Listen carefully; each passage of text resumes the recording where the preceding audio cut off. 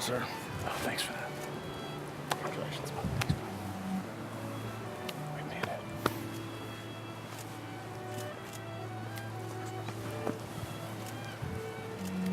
Thanks, bud. No way.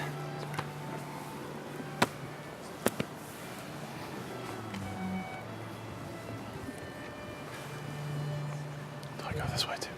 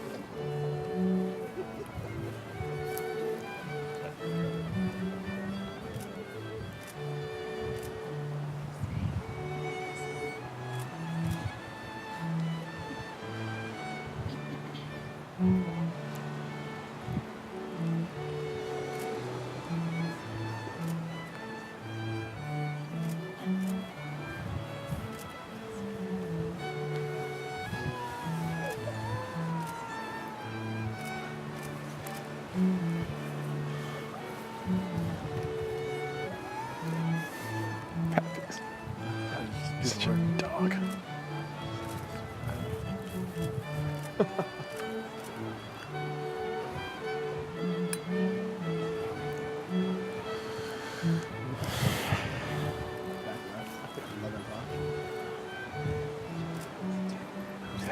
It's John Salem. He's a legend.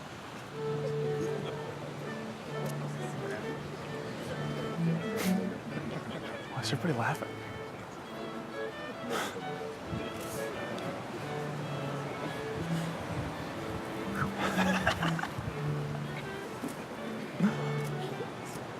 All the little kids.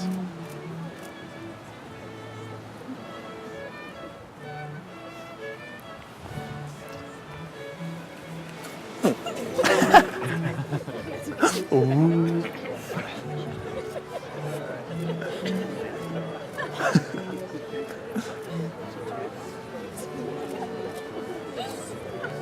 Yeah, good job. Good job. Great job, guys. Over here. Nice job, old Jackson. Are you the guy I want to give it to? Yeah. Thanks, buddy. Hi. Nice work. High five. Great job. Up top. Nice job. Great job. So we have to be wearing this? Yeah. Why? Because it's cool. It's all cool kids are doing. This glue, Yeah, it's good. they have to glue it. Yeah.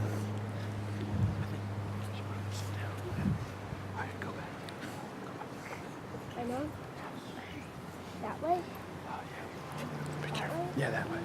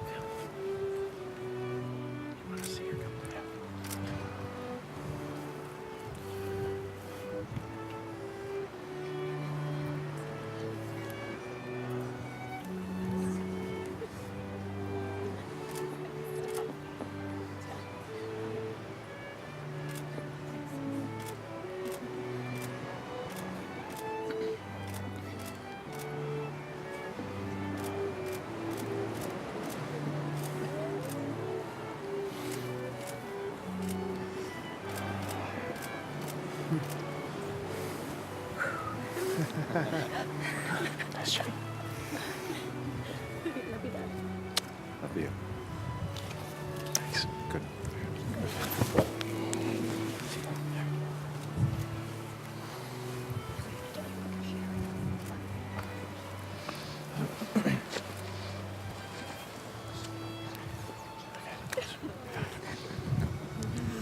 He's making it easy for me.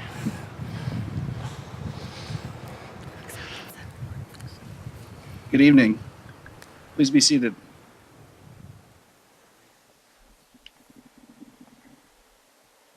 What a beautiful Maine evening it is. It's much like the first evening that I came to Prouts as a guest of the Millers. We borrowed bicycles and headed down to the yacht club and sat and watched a lazy sunset, boats frozen in their reflection.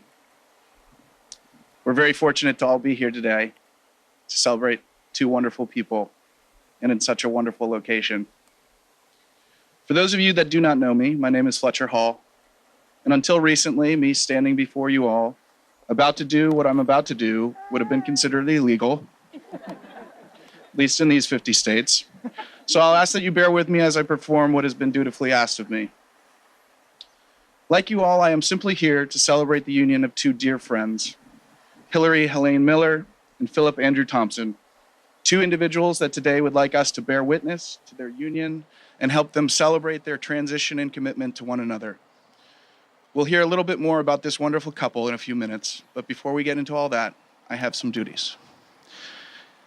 Phil and Philary, as an expression of your total willingness to commit yourselves to one another, I invite you to join hands, okay? Phil, do you come before this gathering to proclaim your love and devotion for Philary? Do you promise to affirm her, respect her, and care for her during times of joy and hardship? Do you commit yourself to share your feelings of happiness and sadness? And do you pledge to remain faithful to her? I do. Philary, do you come before this gathering to proclaim your love and devotion for Philip? Do you promise to affirm him, respect him, and care for him during times of joy and hardship? And do you commit yourself to share your feelings of happiness and sadness? And do you pledge to remain faithful to him? I do. It's over here. I do. There you go. Ed and Janet, do you give your daughter to be married to Phil? We do. Wonderful. Now, this is the moment of crowd participation, and I hope you all will respond with the same level of enthusiasm that I have personally witnessed at the Proud Sings. Will you, the family and friends in witnessing these vows, do everything in your power to uphold Phil and Philary in their marriage? We will. Okay, I don't have to read it again. I was going to... Phil and Philary have asked that we begin the ceremony with a couple of readings and a musical interlude. The readings resounded with them and represent their own thoughts on marriage. The first reading will be an excerpt from The Alchemist by Hilary's aunt, Helene Tilney.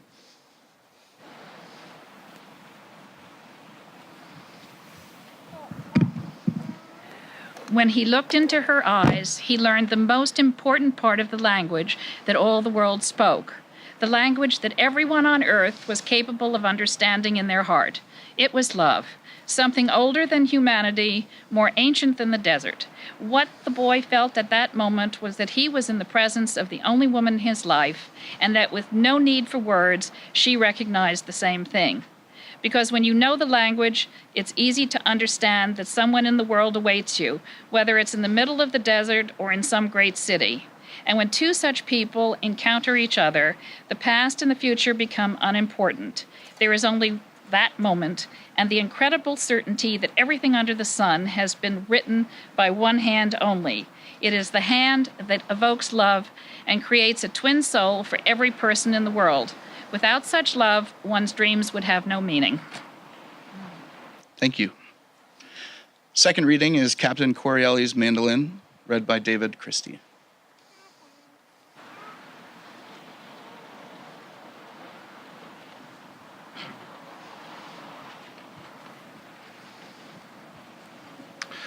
Love is a temporary madness. It erupts like volcanoes and then subsides. And when it subsides, you have to make a decision. You have to work out whether your roots have so entwined together that it is inconceivable that you should ever part, because that's what love is. Love is not breathlessness. It is not excitement. It is not the promulgation of promises of eternal passion. That's just being in love, which any fool can do. Love itself is what is left over when being in love has burned away. And this is both an art and a fortunate accident. Those that truly love have roots that grow towards each other underground, and when all the pretty blossoms have fallen from their branches, they find that they are one tree and not two. Thank you, David.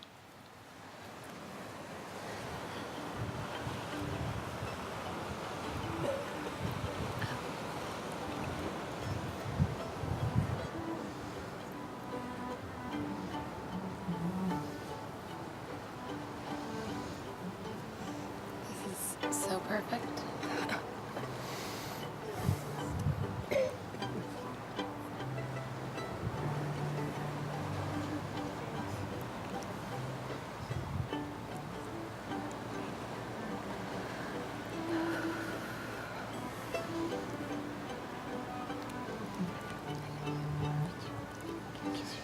No, not yet.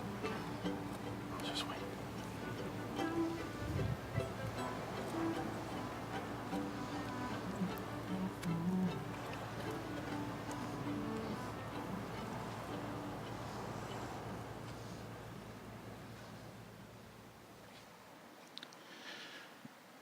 When Phil and Hillary first asked me to perform their wedding, my first reaction was, of course, loving an opportunity for a spotlight.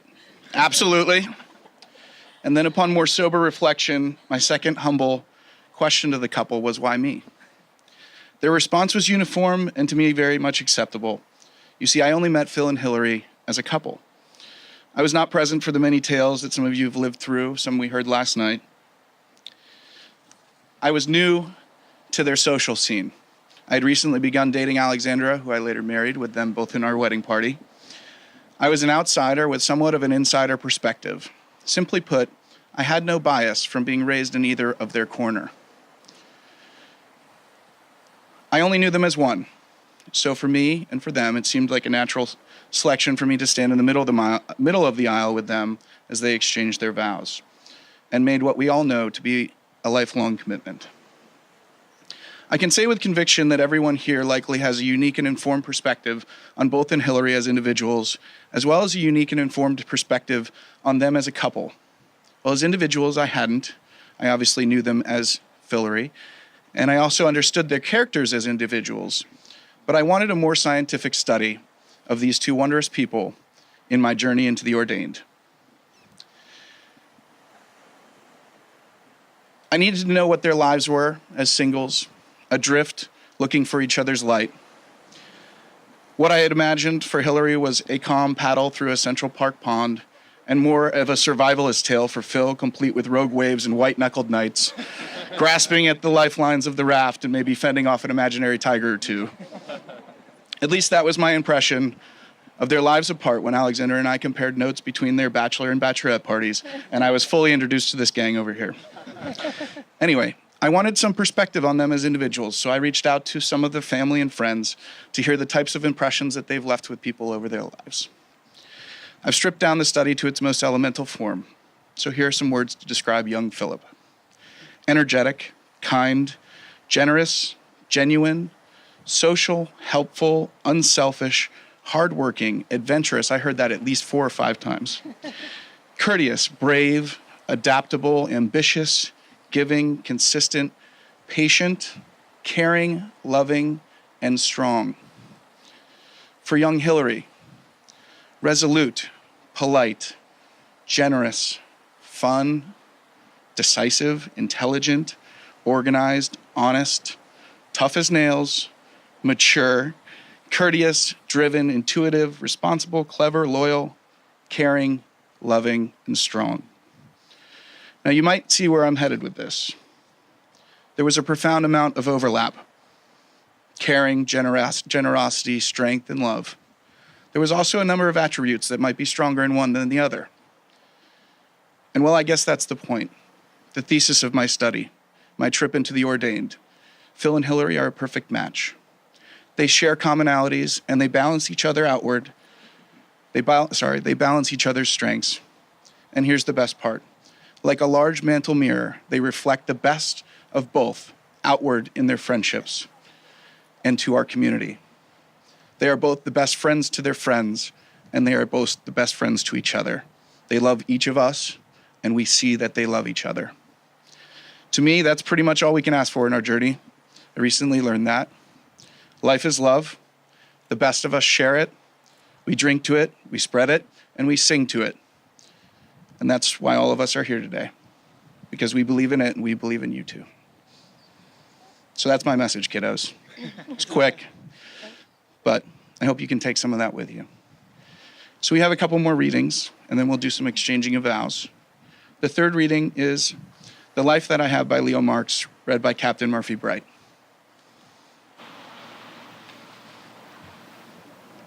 The life that I have is all that I have, and the life that I have is yours.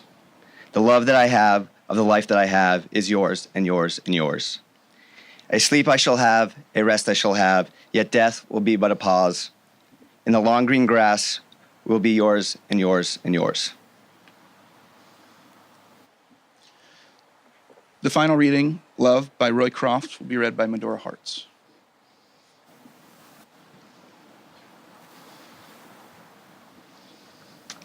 I love you, not only for what you are, but for what I am when I am with you.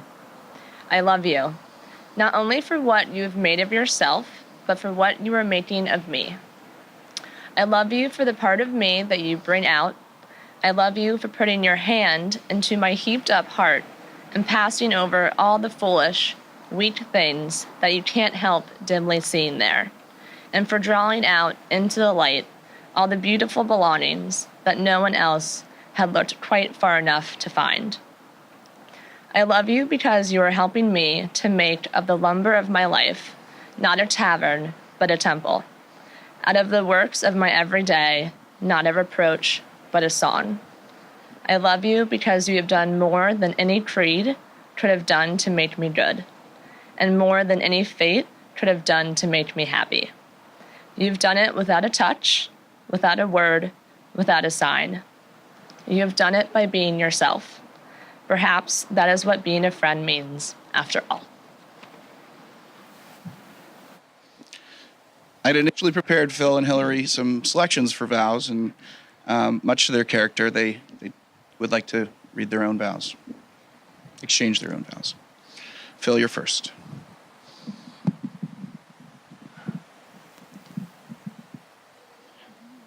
You look more beautiful and perfect than ever this moment.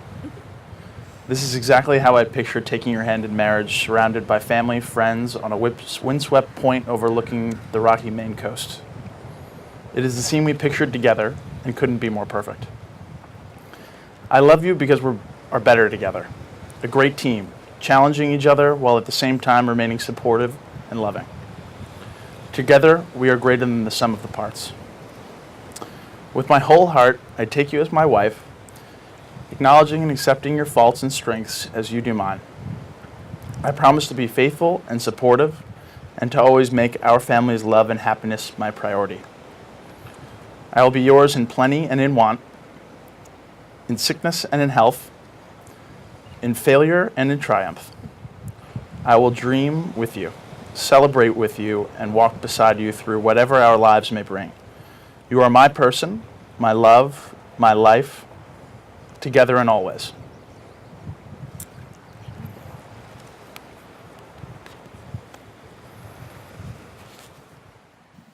Phil, sorry.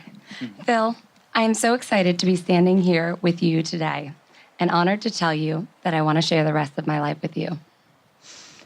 I'm going from one loving and caring home to another.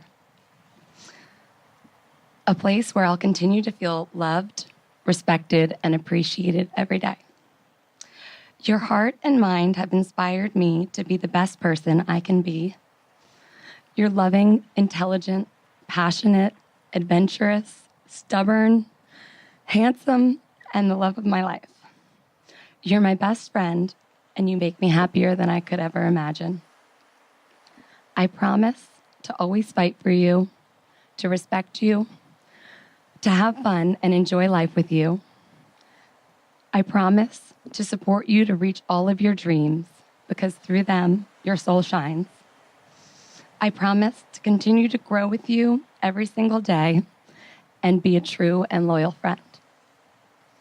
I promise to keep our lives exciting and full of passion. And I promise to keep your sails full and open to journey far and experience incredible things. I, Philary, take you, Philip, to be my husband. I promise to be true to you in good times and in bad, in sickness and in health. I will love and honor you all the days of my life.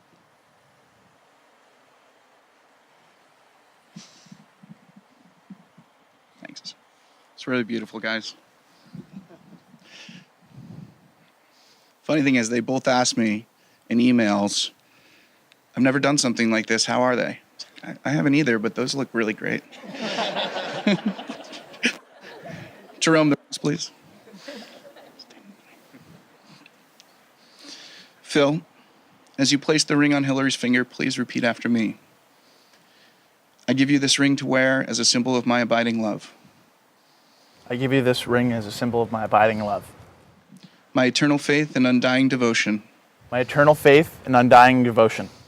It is an outward reminder of our inner unity. It is an outward reminder of our inner unity. Philary, as you place Phil's ring on his finger, please repeat after me. I give you this ring to wear as a symbol of my abiding love. I give you this ring as a symbol of my abiding love. My eternal faith and undying devotion. My eternal faith and undying devotion. It is an outward reminder of our inner unity. It is an outward reminder of our inner unity. Good job.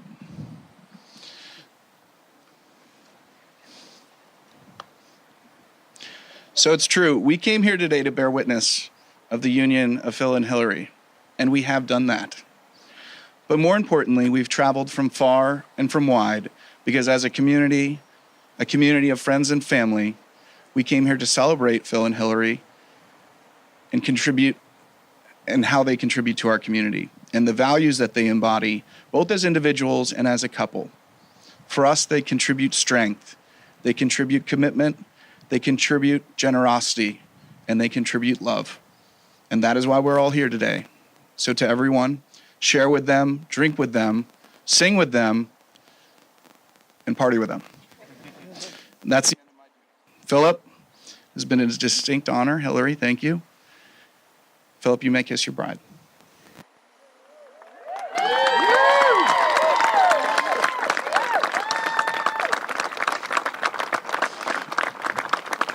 That's it. High five.